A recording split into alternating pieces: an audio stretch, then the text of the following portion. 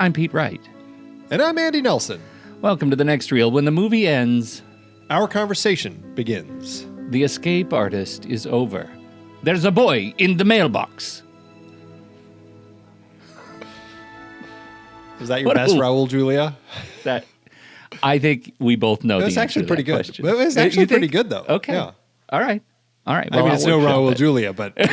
Only Raúl Juliá is Raúl Juliá, but come on. In the ballpark. There you go. Okay.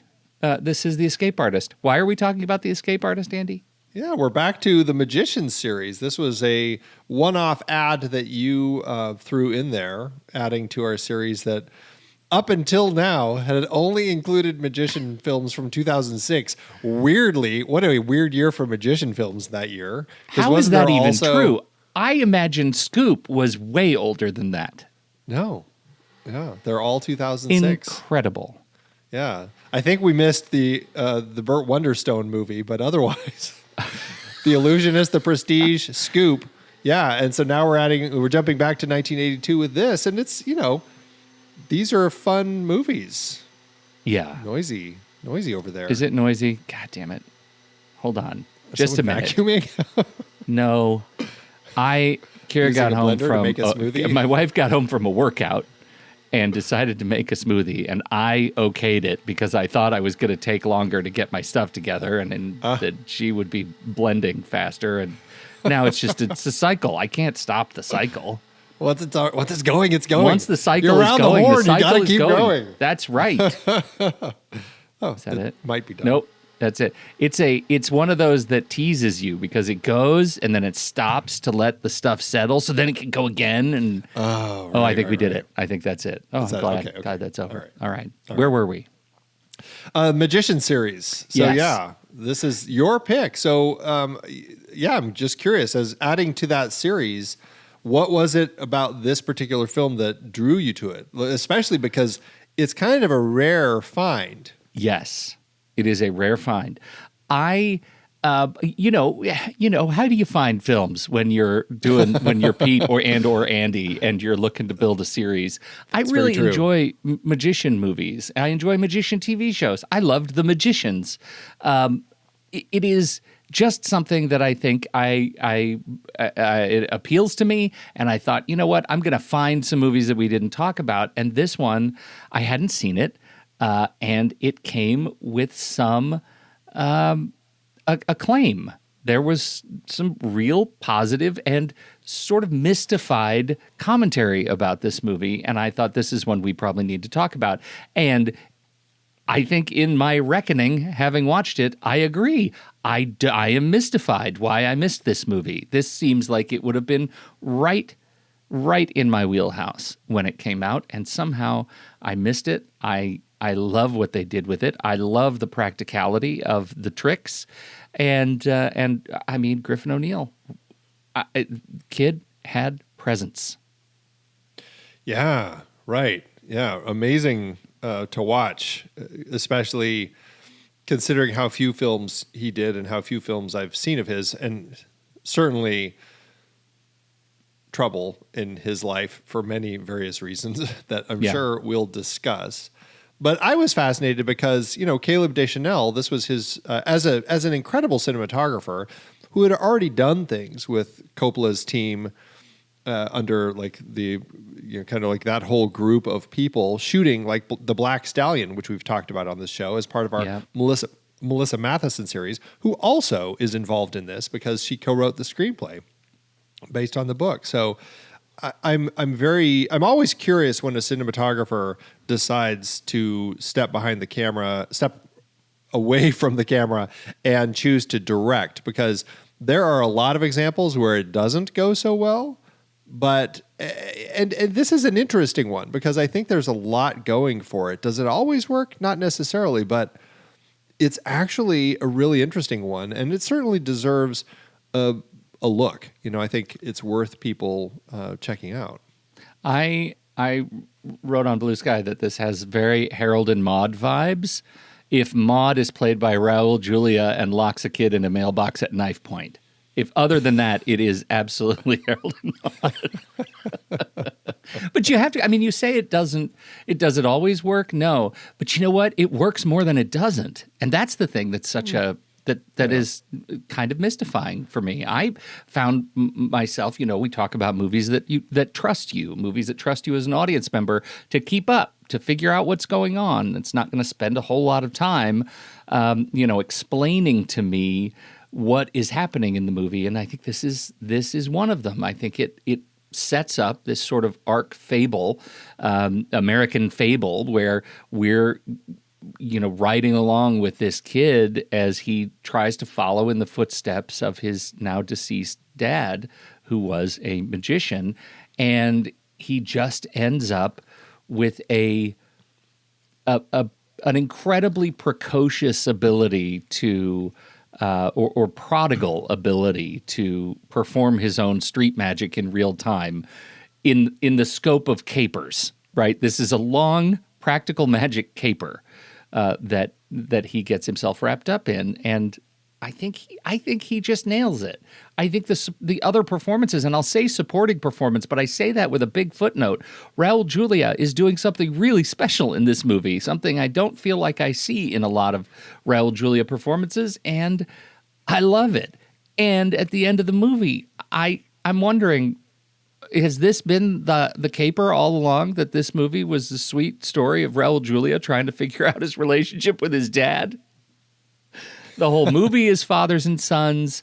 I mean, it really captures just so much of the stuff that I'm into. I don't disagree with all of that. And I'm hoping as we walk through the film and talk about it that you can help me understand it a little more, because I found it to be a fascinating film. I really enjoyed it. I never could exactly figure out what it was trying to do or say.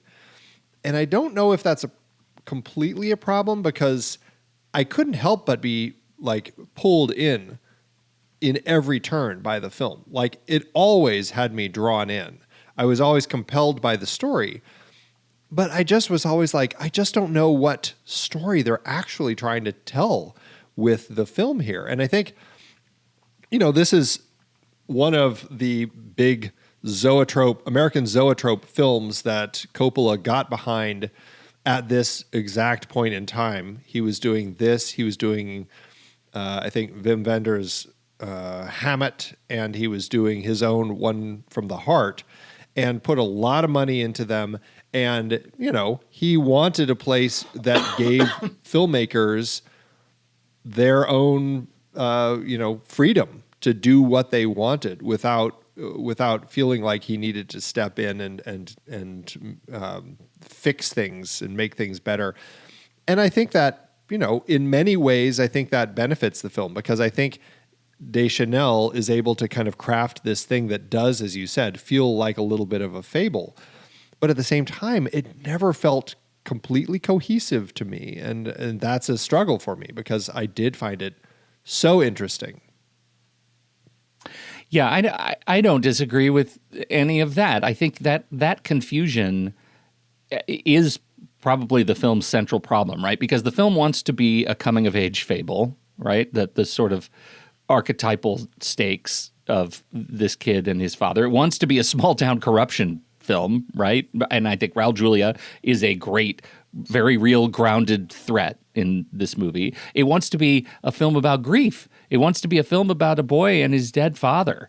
And secondarily, about a boy, Raúl Juliá, and his father who is in the process, the active process of disowning him. It wants to be, what did we say earlier? It wants to be a caper film, right? It wants to have escape sequences and theatrical suspense and scope and gravity. And I don't think those are necessarily incompatible ideals for the movie. But I do agree with you that Deschanel, he never really lands. I'll stick with gravity. He never really finds the gravity to keep them all in orbit of one another. So I kind of feel each of these forces, each of those stories pulling me in a different direction, and not a single one of them ever quite wins. And so the movie is emotionally coherent. It's atmospherically awesome. It always feels like itself, but I don't want to put words in your mouth, but I think what I'm feeling as I hear you talk about it is unstable. The movie is unstable to me in terms of where it's grounded. Is that fair? Yeah, I guess. It's interesting because, I mean, Melissa Matheson, who co-wrote this, she worked on this based on David Wagner's book, and she co-wrote it with Steven Zito. How is their writing credit written? I'm curious if they actually worked on it together, or it's an ampersand, so that means they wrote it together. They literally were kind of a collaborative writing pair.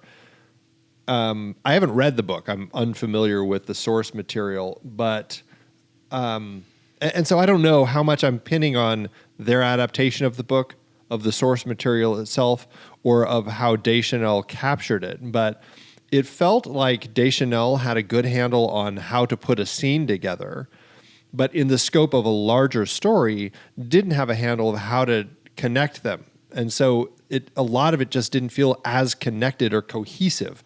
And so you say unstable, I might just say lacking cohesion, which I think, I think we could argue is very similar in kind of what we're going for there.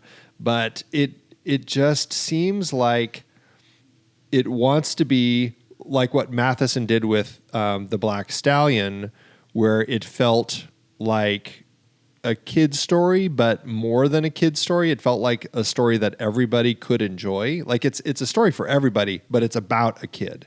Mm-hmm. And it felt like they were going for the same thing here, even though I do want to chat a little bit about how old we're supposed to picture O'Neal as, because he shot it when he was 16. It came out 2 years later. He looks like he's 12. His voice doesn't seem like it's cracked. He was hanging out with Daly, and so I was like, what is the age difference going on here? She's already working as a waitress at a restaurant. I was like, what am I supposed to be thinking of how old this kid is? Because he seems really young. But anyway, it's a story about a young man, and I think that it's supposed to have that kind of Black Stallion for everybody sort of vibe, because it certainly feels that way. But over the course of the story, I never could quite figure out like where we were going with Danny. And I think that's the frustration that I had with it, as much as I still was drawn to it because it's fascinating. But your point about fathers and sons, I think, is key, because like Stu is the one who seems to have the big emotional moment at the end when he gets mad at Danny for having done this whole elaborate trick of cracking his Stu's dad's safe. Stu's dad is the mayor, the crooked mayor, planting the wallet in there that had been kind of the crux of much of our story, and taking evidence that then he turns to the FBI. And Stu is angry because he says it was his right as the son to do that to his father. And so that's the question that I walked away with. Like, was Stu meant to be the actual protagonist of the film? Because he seems to have kind of the actual arc, the emotional core at the center of the film. That's fascinating. And I think it's a really productive question, because I think going back to the adaptation of the book, right, is this a failure of craft, or is the film actually being honest and adapting a movie that had this central problem, or a book that had this central problem? That's a big question. Neither of us obviously can answer it. I haven't read the book either. But I do think it's worth pressing that question. What is drawing you in? And does it even matter that those things don't cohere that well, if the end result of the movie is one that you feel satisfied with? Like, for me, Deschanel's images, I think the camera is actually lovely, and you can tell, that there's a real love of image and framing, and once a cinematographer, always a cinematographer. I think Raúl Juliá and Griffin's performances are absolutely winning. De La Rue's score is fantastic. All of these things are operating at a higher level than the story they're serving, right? All of these things are better than the sum. And yet the craft of the overall experience I think makes this sort of hum. When we get to, talking specifically of the father and son narrative, when we get to the final sequence where Griffin, or Danny, I'll say, is escaping the prison, which was the sort of fabulous setup of the film, when he's escaping the prison and he sees the sort of flashback of his dad in the hallway, and his dad dead, covered in the shroud, and then he floats up, and Danny is able to pull the shroud, and his dad is gone. That sort of metaphorical release for a kid of that age, I think was particularly profound for me.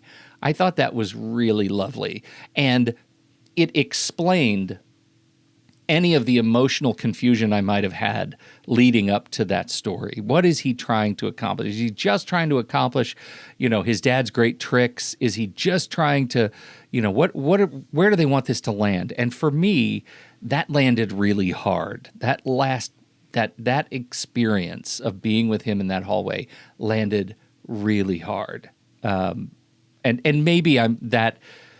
Like, my experience in that 2 minutes of the film is putting outsized emphasis on the rest of the story, which is a little bit clumsy. But for me, it was quite a perfect bit. Well, okay, so I'm curious then how you're reading his journey. Maybe we should just focus on Danny and his journey for a little bit before we get it clouded with the rest of the story, because it ends up, everything makes it even cloudier. Okay.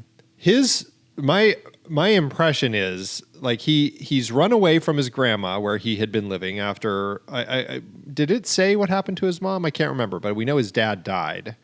And well, his dad died his dad died, and the story was that his dad died from a what was it? Accidental. Well, how did they say he died? I can't remember. Did they say he died in the tank? Or, no, he was, or was it the prison escape that he was trying to do and got shot? Well, and that was how he ended up dying. And that was the reveal at the end, which was Danny coming to terms with how his dad actually died, coming to terms with the truth of it. I thought it was that the story was that he died as a magician, and that was the story that his family was trying to tell him. But he knew the truth anyway and was coming to terms with it in that final moment. Okay, so but his mom, I guess the thing is, we don't know what happened to his mom. Like, we don't know if she's around or whatever. I think what his uncle and aunt had said is that he died, and this is kind of had always been the story, exactly how we see Danny test the tank, right? Yeah. He drops into it, and his father got trapped in there and died in the tank. And so is the story, and then Danny, he runs away. He kind of moves in with his uncle and aunt, who are their own performers, very vaudevillian, kind of just doing their own little tricks. Mm-hmm. And she apparently is also a real psychic, which is kind of another little, I don't know, is it a magical realism element that's thrown into the story to make her a real psychic? It was that may have been the thing that I didn't care for. Did it go the too most. far? Yeah, that was a hat on a hat. Right, might be going a little too far with this. Yeah, but it seems to be as he pitches it, is like he wants to be as good or better than his dad, who he says was the best magician out there, second to Houdini. Mm-hmm. And his goal is to do that. And I guess the question that I have is like, how do you read what his journey is? If he says that that's kind of what he's wanting to do, to be the best magician, to be better than his father? Is it to actually find closure in what happened with his father in order to actually just get past all of that? Yeah, I think you're describing it. I think that it could be anything. It's the fact that he's using magic as a way to find closeness to his dead father, a father that he didn't know well enough, that he never grew up to love and appreciate, but who died way too early. The fact that he's using magic to follow in his father's footsteps is really just an avatar for him being able to find some sort of closeness to this person that he didn't know but wants to badly. He needs this kid, if anybody needs a father figure, it's this kid, right? It's somebody to mold him and give him shape and give him structure, because he is an agent of chaos under his own agency. And so he is, I think, naturally exploring the life of his father to try and understand his dad in a way that he hasn't been able to before. And magic is the tool and the journey by which he is able to try to do that. And by following in his footsteps, he's able to get to that point where his dad died and move through it. And the movie presents metaphor as literalism, right? He's able to go to the point where his dad died, remove the shroud, and walk through it, right? The only way out is through, is the message of Danny's journey. And I think that ends up being really a really special journey, right? I think Danny does offer us a bit of an arc as he's able to transcend all the sort of chaos of his experience and grow up.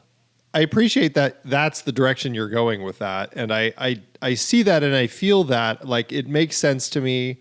I kind of gathered that was it. I think where the film, and yeah, I guess what we're meant to glean from that, and it sounds like this is your read on it. So I don't think I'm reaching to say this, but it sounds like the way that I see it is that, or the only way I think that we can actually read any of this is that subconsciously he had to have known what happened to his dad in order for any of the vision that he has while he's in the jail to make any sense. Because otherwise he's just kind of creating his own fictional version of things in the prison. And perhaps that's also true as a way to, again, find closure. Maybe that's something that he envisions. Did his father, a magician, a very able magician, actually pull off an escape in prison, like pick the lock to get out and then get shot by the cop? Why did the cop shoot him? Was he crooked? Was Danny's dad crooked? I don't know. I don't know, or if we're getting answers. And so it paints a situation that I guess just even if it is a resolution for Danny, I don't know if the film gives me enough to fully understand everything. Yeah, I get it. For me, I was able to. I guess I was just so awash in that final experience as he's sort of reckoning with the death of Dad in the prison that I filled in a lot in my mind of what it took to get him there. Right, the fact that I believe he knew how his dad died. I believe that the mechanic of like the wallet. Okay, let's just take a second on the wallet, because the wallet is an interesting thing. The wallet is kind of an inciting event. It is a MacGuffin, sorta, and it's also a test, right? It's a test that he steals as part of performance to prove something about himself, to demonstrate his sort of skill inheritance that he's carrying from his dad, and that means the wallet has some thematic resonance that maybe a normal MacGuffin shouldn't have, and yet everything else about the movie to get Danny to his final reckoning with his dad and being able to move through his own grief has to do with that wallet being in the right place at the right time. And whether it's in the vault, whether it's hanging off of the escalator, whether it's, whether he's in jail to actually get Raúl Juliá out of, into the other cell to make it his big performance, whatever the case may be. But all of those pieces of the puzzle serve to get him to that moment where he is standing in that hallway with the ghost of his dead dad. And that was okay for me. But it's not the end of the film, and it's not the end of the wallet. And so that's where I think that metaphor or the weight put on the wallet gets a little fuzzy, because it's like, well, why is it still important? Like that moment with his dad, I mean, the way that, and this is where I think the confusion comes in, is because like the weight of the moment with his dad doesn't end up becoming like the final moment of the film. Like he's finally through his grief and he's able to move on. That ends up just being a step in the process of this escape routine that he does to get out of jail, only so he can get into the mayor's office, Stu's dad's office, because that's where the safe is and that's where the incriminating evidence is. And so he gets into the safe, leaves the wallet, takes the ledger, and then leaves, calls the FBI, and turns his dad in. And then he shows up at Stu's place after Stu is released from jail, and they have their confrontation.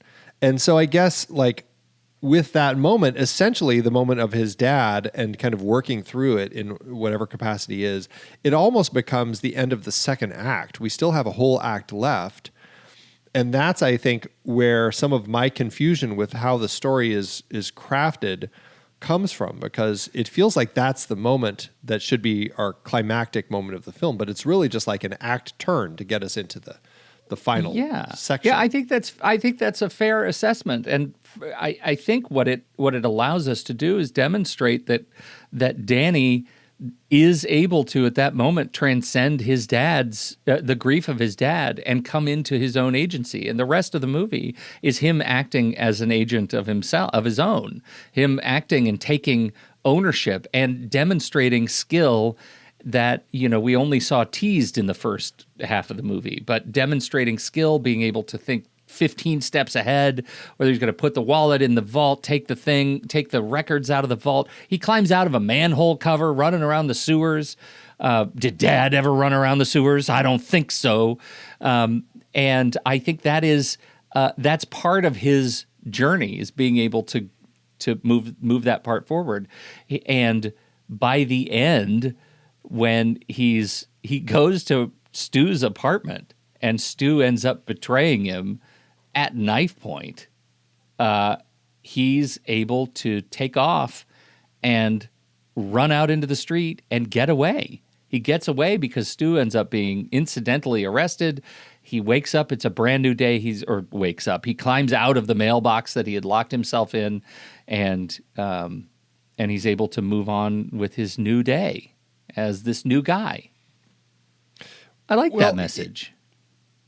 Yeah, but and I understand your point, but a lot of the wallet stuff and a lot of this stuff happens also before the whole thing in the jail with his dad. Like there's so much setup for it. So it's hard to say that he works through everything that he needs to internally so that he can pull all this off, when like the first chunk of the film is also the same thing. Like the only reason I don't think it's the same. I think it scales up in his skill, and it's okay for the wallet to change purposes halfway through the experience of the wallet. Like at the beginning, it was a trick or a scam or something or a test, something to get him, to prove his skills, and at the end, it's something to own the mechanic of the crime and be able to resolve the crime. It's okay for me for that to, at the moment he ends that experience with his dad, for the purpose of the wallet to suddenly change. It changed before that. He'd already kind of figured all that out. When he went to the mayor's office with Stu, he was already scoping out behind the curtains. He was already plotting where he was going to hide the wallet. He hides the wallet in the scene. Like we see him tie the little string around it and hide it in the elevator all during that sequence. So all of this is before the moment he gets in jail. And so that's where I struggle with the mechanic of all of that, because I just feel like it's a story about a kid who's finding a way through his feelings about his own father. Yes, I see that. It's also a film about Stu, and I mean, there's absolutely the same father-son story there. Yeah. Why does he steal the wallet in the first place? We'll get to that. But like we have this other father-son story that is interrupted by Danny, who comes into it and inadvertently, I don't know, ends up taking on what Stu was trying to do. I'm not exactly sure, but it becomes a different story. And so I see how you're reading it, but I can't help but feel like it feels like two stories that cross paths with each other, but never quite cohesively again connect in a way that feel like it's one story told, and all of these parts are working together to tell the story. I can hold both of those perspectives in my head at the same time. That I feel like in isolation, this is Danny's, grief story with his dad. And in the context of the story, I also agree with you. I think that when these stories collide, there is an unclear mechanism as to how these things are supposed to work together, in particular in Stu's story. I am left unclear around Stu's story, more than Danny's. And maybe I just attune to the emotional arc of Danny's experience more than I do of Stu's, even though all of those beats seem very, very clear when they've got some stuff. When he throws his dad, pushes him over in the chair, well, they've got issues. Nobody does that to Desi Arnaz and lives to tell the tale. That's like Latin Frank Sinatra right there, Desi Arnaz. All right, we're going to take a quick break, but first, you can find the show on YouTube, and you can join us live when we record. We will even take your questions in the post-show chit-chat. It's live. Everyone is welcome. And members get the replay and the extended cut. Subscribe to The Next Reel on YouTube. The link to this episode is in the show notes. We'll be right back. I want to go back to the point I was just bringing up about this other father-son relationship that we have between Stu and his dad, Desi Arnaz, the corrupt mayor. You were just talking about how volatile, like there's clearly issues in this story. How do you read the fact that when we meet Stu in the magic shop with Terry Garr, who is always brilliant in everything she does and definitely underutilized in this film, why had he stolen the wallet? Why did he already have it? Did he know it was full of this money from this illegal deal his dad was doing? Was he actively starting to put a plan in place to actually like turn his dad in? Is that how much he hates his dad? Because his dad, the relationship with his dad? Does he feel trapped by his dad and it was a test to maybe steal it but then get back into his good graces? Like, how did you read Stu's story and what his intentions are as we find out about this wallet? Man, it's such a good question. And it's trouble because I think in watching the movie, I was so fixated on Danny that I don't think I was attuned enough to Stu's experience. Because when you think about it, they're mirror images. That Stu and Danny are mirrors of one another, right? Both are sons that are entirely defined by their fathers, right? Danny's father is dead and completely mythologized, and Stu's father is alive and incredibly powerful and deeply corrupt. And Stu gets to just sort of hide behind his dad's name and authority, and he uses that sort of camouflage and resents it in equal measure, right? He is conflicted because he needs it because of his lifestyle. He needs to be able to hide behind his dad's name, but also he wants to be his own man. That's kind of my initial take on this character. And he develops this sort of,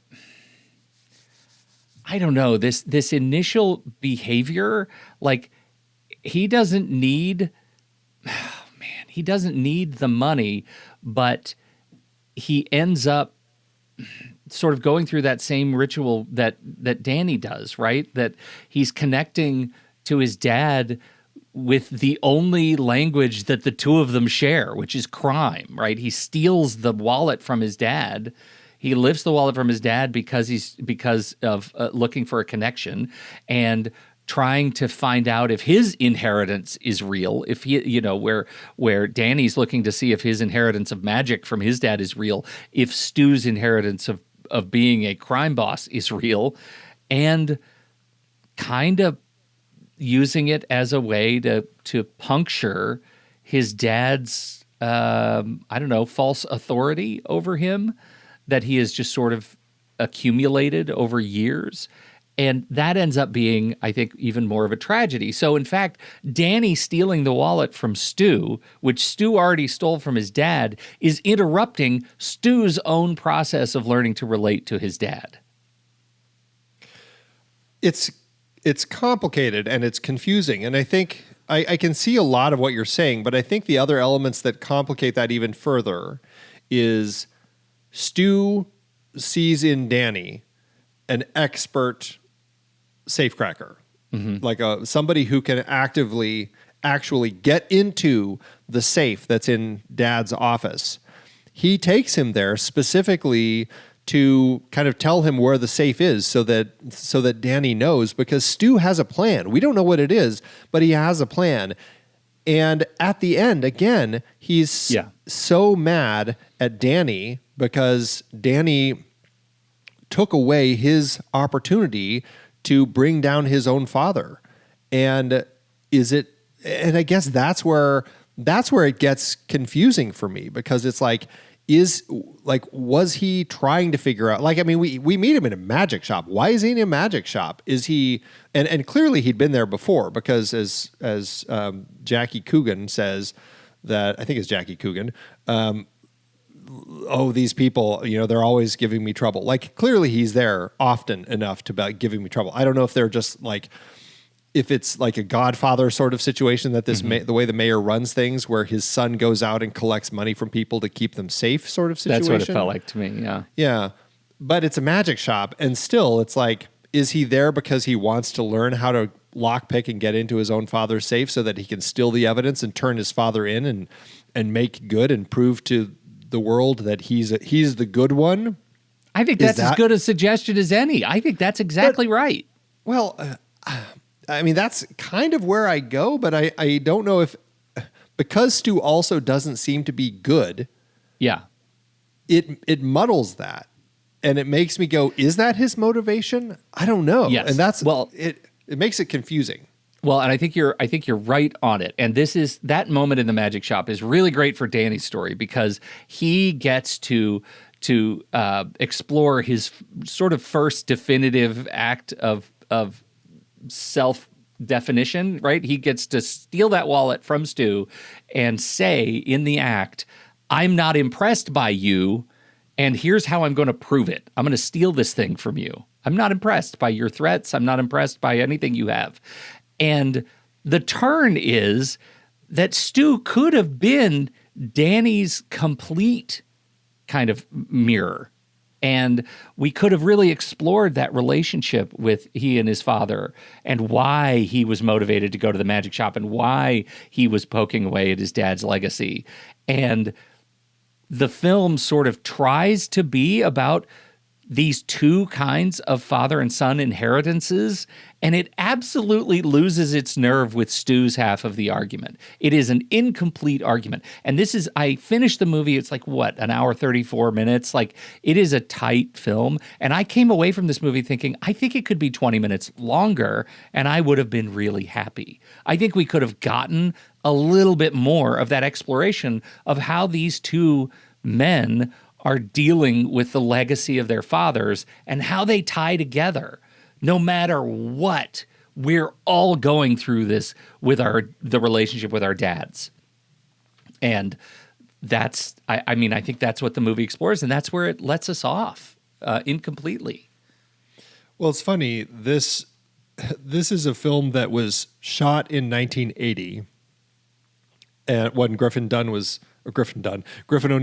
was 16 years old, and then they spent 2 full years editing, re-editing, tweaking, retweaking, adjusting, readjusting, trying to figure out how to tell this story the right way. It didn't get released until 1982, when Griffin was 18, and it makes me wonder, with 2 years to figure this out, why does it still feel so muddled? You know? I mean, it's a fascinating film, and I enjoyed my time with it, but I walked away going, it's confusing. I don't know what it was trying to say or do, and it could have used some passes to find the clarity. I mean, geez, if Coppola was throwing money around, do some reshoots or whatever, you know, like build something in to help find the connective tissue to really make this story work. Because I just feel like there's so many interesting directions that it's going, and I feel like it never ties together as perfectly as it should. Now, it's not necessarily a problem. I think that it makes for an interesting exploration for sure, but it does make these conversations trying to like figure out what it's saying, what its themes are, a little murky. Yeah, I mean, you talk about the era taking 2 years to make this movie, and then, you know, you layer onto that the real life relationship that Griffin was struggling with Ryan O'Neal, his dad. And it's like the you know, you can watch Griffin go through this same arc with his own dad, trying to come to terms with his relationship with his father. And I mean, he calls Ryan O'Neal, I'm just on Wikipedia right now, but he was a very abusive, narcissistic psychopath. He gets so mad he can't control anything he's doing. He was, in 1983, Griffin O'Neal reports to authorities that his father punched out 2 of his front teeth, but he decided not to press charges. I mean, it's definitely more the Stu-Mayer relationship than Harry and Danny, but it's definitely a father-son struggle writ large. I think that's fascinating. And his dad got him on drugs at a young age. Like, yep. I mean, he was a complete mess. And none of this is like even getting to the point several years later when he was working on the Coppola film, Gardens of Stone, I believe, and that's where he was involved in the boating accident that took Coppola's son's life. And so, yeah, I think this is an example of somebody who is raised in an abusive, dark situation, who ends up leading a very dark and messed up life, and it shows throughout his life and situations that arise from it. And it definitely shows in his performance. You can definitely get a sense. And it's quiet and it's subtle. Like, it's not an overt father-son story that he's dealing with. Like, he's a quiet performer, even though he's like incredibly compelling to watch. Like, it's mesmerizing to watch this kid, this 16-year-old kid performing amazing magic tricks. Ricky Jay, I'm surprised you haven't called that name out as the person who actually trained him on all this magic, considering how much you're in love with Ricky Jay. Love Ricky Jay so much. Yeah. And let's say Deschanel's strategy around this and having Ricky Jay teach this kid all of these feats of prestidigitation, like the timing of the escape experiences is perfect, right? The tension that they build in these sequences, because they let the kid perform them for real, right? He's really picking locks. He's really doing these things because he learned how to do it. Seems like a dangerous set of skills to put in the hands of Griffin O'Neal, but that's what they were doing on set, is letting him actually figure out how to do this stuff. And I thought that worked so incredibly well.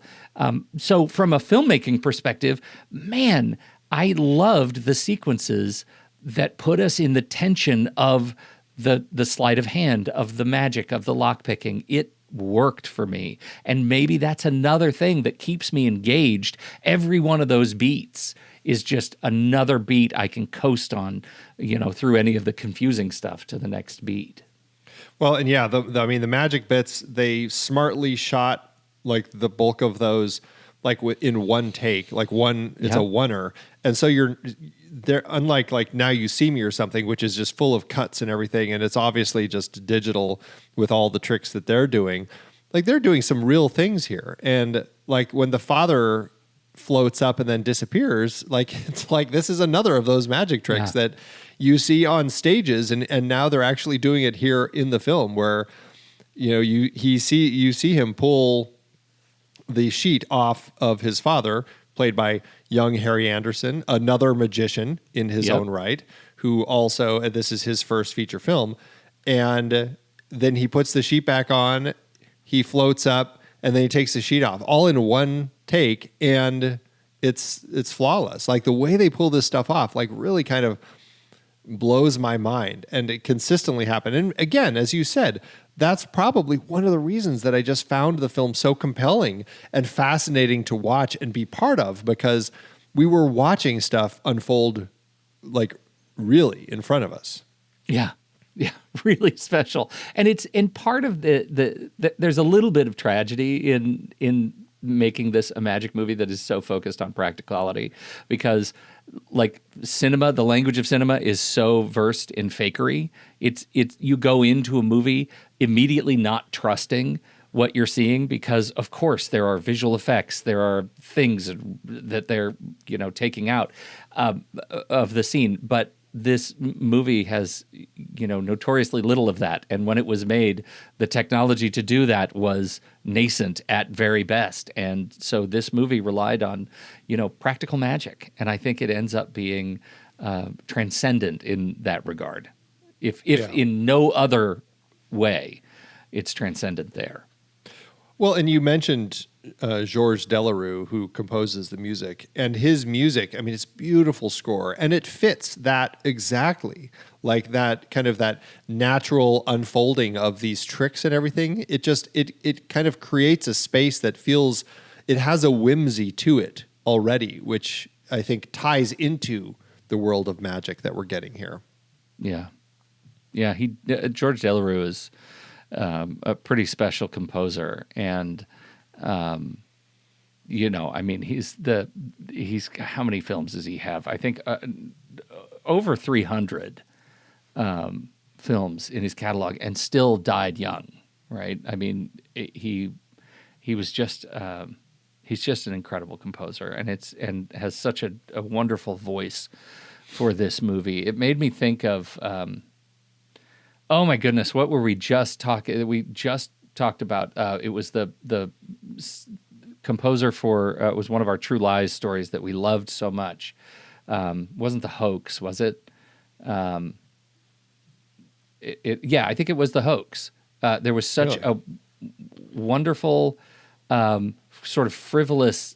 No, that's The Informant. The Informant, that's what I'm talking about. The Informant. Marvin Hamlish. Marvin Hamlish. It reminded me so much of Marvin Hamlish's score for The Informant, where the music itself so elevates what you're seeing on screen, right? Yeah. It so transcends the story. It's just beautiful.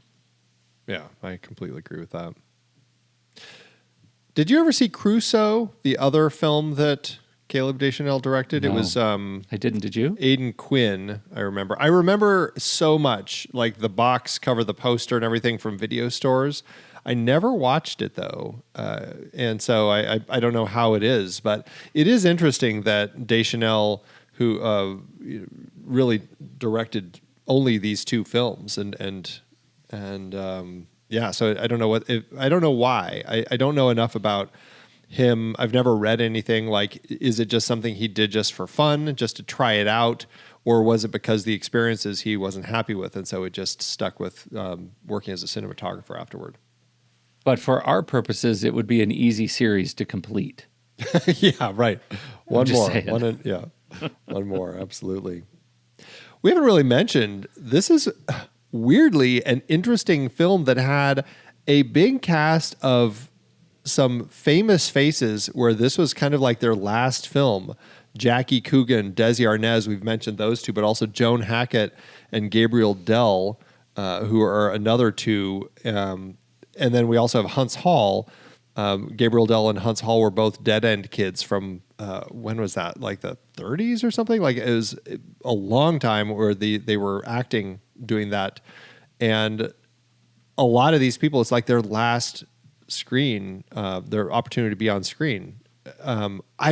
I mean, obviously that wasn't designed that way. That would be a little weird, but that would be sociopathic. Dark. Yeah. But it's fascinating that we had so many faces in this film. Like, what an interesting choice. And I mean, it really boils down to the casting decisions on Deschanel's part to bring in a lot of these faces. Like seeing Jackie Coogan as the owner of the magic shop was kind of a treat, you know? Yeah, it really was. It was kind of an interesting little murderer's row of these fun faces. For me, it was Desi Arnaz. I mean, just seeing Desi Arnaz in this role, that moment when he's pushed over in the chair and he stands up and gets all fiery, I was just so excited for Desi to be Desi. Yeah, Lucy never pushed him over in a chair. Lucy never pushed him over, yeah. Oh, she pushed him around, though. Oh, she had some explaining to do. Yeah. It's an interesting one. Do you know much about the Dead End Kids, this acting troupe from the 30s of like these? I don't. So it was a group of kids in New York City brought onto Broadway to play a play called Dead End, and it was popular, and so the producer brought all the kids to Hollywood to make a movie of it, and it turned so popular that they kind of continued making movies as this group of kids, sometimes under the Dead End Kids or the Little Tough Guys or the East Side Kids or the Bowery Boys. And they were doing movies as this group from the 30s, late 30s into the late 50s. Like they had 20 years of like doing these movies. And I think that's they only did the films in the late 30s, but they kind of continued as these other groups beyond that. And to the point where they were so well known, the group made 89 films together, 3 serials, under 4 different studios during a 21-year career. They, as a group, have their own Hollywood, or a star on the Hollywood Walk of Fame. How is this the first time I'm hearing about this? We've been doing this show alone for 15 years. How is this the first time? It's crazy. We talked about these guys? Yeah. Huntz Hall, who we have in here, is in every incarnation in the series of films. And Gabriel Dell was the final and third of the original 6 Dead End Kids to appear in all incarnations of the gangs. Gabriel Dell is the uncle, and Huntz Hall is, I don't know who Turnkey was. I can't remember who Turnkey was. It's fascinating, and you could see over the generations that followed, you can see efforts of Hollywood to try to recreate these groups of kids who are in the same movies over and over, from Rat Pack to Brat Pack to, I don't know. What do you call the one that came after? I don't know, but there's always a group. Yeah, absolutely. It's really interesting. And did you see director Gary Marshall? He shows up as a drummer in here. Pretty fun, right? It's fascinating. It's really interesting. Caleb Deschanel, what an interesting guy to have that kind of pull, right? To be able to say, we're going to, and part of it is, and maybe this is the quiet example or the quiet explanation of why he didn't direct more. It's because he was already one of the best in the world at this other job, right? Like The Natural and The Right Stuff and being there. Like, he's already doing an incredible job at this one thing, but he's also come across paths with all of these people to the point where they trust him enough to come and be in this first foray for him in the director's chair. And I think that's really, that says so much about him and his capability and his skill and his temperament to be able to have those kinds of relationships. At least that's my headcanon about Deschanel. Yeah, I mean, I think it speaks about him, but I think it also speaks about Coppola, because as the producer and under the American Zoetrope studio's banner, I think that it's not like they're beating people away with a stick. They would be after this, yes. these big flops, but oh my gosh. Wow. All right. Well, and let's just say, big fan of Deschanel's offspring, Emily Deschanel, Bones, and of course Zoe, as both a musician and New Girl, and like they both lover. have made quite a statement in their own right, in spite of being Nepo babies. Yeah, exactly. Okay, well, I guess that's it. So we're going to move on to the back half. First, let's take a quick break. The Next Reel is a production of True Story FM, engineering by Andy Nelson, music by Tsabutan, Ian Post, Oriel Novella, and Eli Catlin. Andy usually finds all the stats for the awards and numbers at the-numbers.com, boxofficemojo.com, imdb.com, and wikipedia.org. Find the show and our full archive at thenextreel.com. You can follow us from there too and learn about membership. Check out our merch store at thenextreel.com/merch. And if your app allows ratings and reviews, please consider doing that for our show. All right. I don't even want to ask about awards. I'm going to skip it if there are no awards. It makes me sad. How'd it do at the box office? Well, for Deschanel's directorial debut, all I could find is that of the 3 films that Coppola started pushing through American Zoetrope at this time, Hammett, with a budget of $7 million, and One from the Heart, with a budget that started at $27 million, this one is generally thought to be more modest. But that's it. I couldn't find any actual specifics. The movie opened May 28th, 1982, the start of Memorial Day weekend here in the States, opposite a big one, Rocky III, one that we've certainly talked about. Guess which one took the #1 spot? But was it close? It wasn't even close. This opened in 17th place. And with Star Trek II, The Wrath of Khan and Poltergeist the following week, and E.T. after that, this really did not have a chance to make a mark on the box office. In the end, the movie only earned $143,000 or $470,000 in today's dollars. And even though I don't know what it cost to make, I guarantee this was yet another box office bust for Coppola's new studio. Wow. That is shocking. Yeah, it's funny because to your point, if this was a film that I had seen like playing on HBO when I was a kid, I would have been totally engrossed and mesmerized, just like I was the Black Stallion. Like it fits that box for me of something that a young person can easily just tap into and connect with. Like it's really interesting.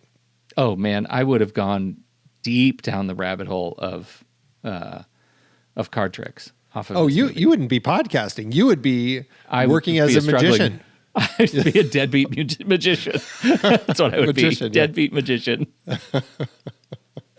Well, I've got to say, I recognize all of the quibbles coming from your side of the table. I really do. And I think you're right about every one of them. And even still, I love this movie probably more than it deserves. I had a blast. I'm so glad to have seen this.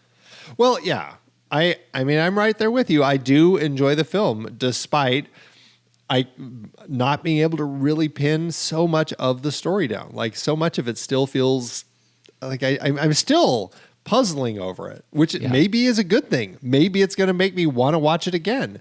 There's flaws. The script is murky and kind of messy. It doesn't really earn the themes that I think it's trying to say, but there is something honest in it. And I like that. And, for my money, Deschanel proves that he can direct a film and that not all cinematographers turn into crappy filmmakers. We've certainly had our share of those. Yes, we have. Oh, man.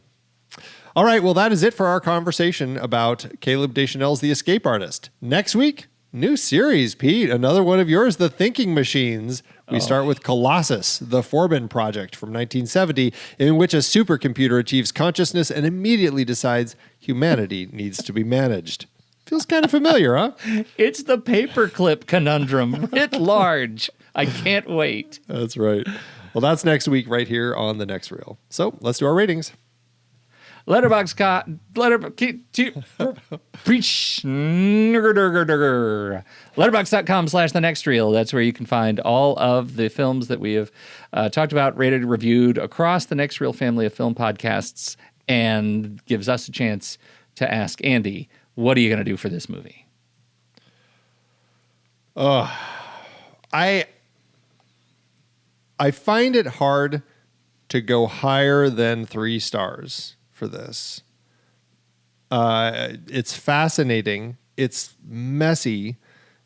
It's muddled, but it's incredibly compelling. And I think a lot of that is our 2 leads. They just make this so easy to watch. So 3 stars and absolutely a heart. It still is just a really interesting film that I genuinely enjoy and would be interested to watch again. Oh man, I think I'm going to go 4 stars. Look at you. 4 stars and a heart, of course. This movie, I think, gave me something that I didn't expect. Maybe it's, dealing with dead dad trauma is something that's still in my wheelhouse. I don't know, but it definitely hit me in a place that I did not expect, and I am deeply engaged by. So I'm thrilled to have it on the list, in spite of its flaws. 4 stars and a heart, for sure. All right. Well, that averages out to 3.5 stars and a heart on our account over on Letterboxd. And you can find the show on You can find us there at The Next Reel. You can find me there at Soda Creek Film. You can find Pete there at Pete Wright. So what did you think about The Escape Artist? This is an interesting one. I'd love to get more people to watch this one and definitely hear your thoughts. You can hop into the Show Talk channel over in our Discord community, where we will be talking about the movie this week. When the movie ends, our conversation begins.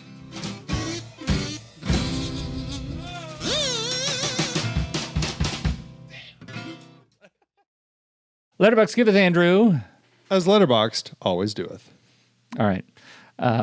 It's an interesting set of reviews, generally favorable on this movie. I'm surprised. Maybe I'm not surprised. Well, and also, I mean, it's only been seen, marked as seen by 810 members, so it's not... Which does check out, right? Yeah. All right. Where'd you go? Where'd you go for yours? I landed on a 4-star by Donkey Kong Killscreen, who has this to say. And I'm particularly curious because this ties into an upcoming series that we're going to be talking about. Kitty Matinee House of Games is the best way to describe this gem. This should be rediscovered immediately. A somewhat family-friendly con artist / heist film about growing up and trying to live up to your own expectations. There's Harry Anderson, card tricks by Ricky Jay, who taught O'Neal everything he knew, and probably the best Raúl Juliá performance I've ever seen. An early highlight for me this year, and sadly, also more evidence of how Terry Garr's career was constantly sabotaged. Man. House of Games. We didn't even mention Terry Garr's in this movie. I mentioned her. I said she was underutilized in the magic shop. Yeah. Do you know what? She's also underutilized in this podcast. That's true. We need more Terry Gar. Love her. I ended up with 3.5 stars from Film Bart, which I think really captures our experience with the film. It can never quite get its narrative cards in order, but everything else about this movie is so alluring. For long stretches, mostly the time given over to trickery and illusion, it can be absolutely spellbinding. And it's nice to be reminded that George Delarue and Stephen H. Boorem are all-time masters of their respective crafts. Yes, absolutely. Truth. We didn't mention Boorem as the cinematographer here, working with Deschanel, but should have, because another great cinematographer. We really should have. Yeah. Speaking of an incredible talent in his own right. Yeah. I just have to also call out one line from Jake Isgar's review, talking specifically about Griffin O'Neal. My dude is 17, looks about 12, carries himself like he's 35. I think that's absolutely true. Yes. Like, this kid looks like he's so young, but I mean, it seems like an adult. It's really incredible to watch him here. He is. He's great. Incredible. Oh, thanks, Letterboxd. There it is. There it is.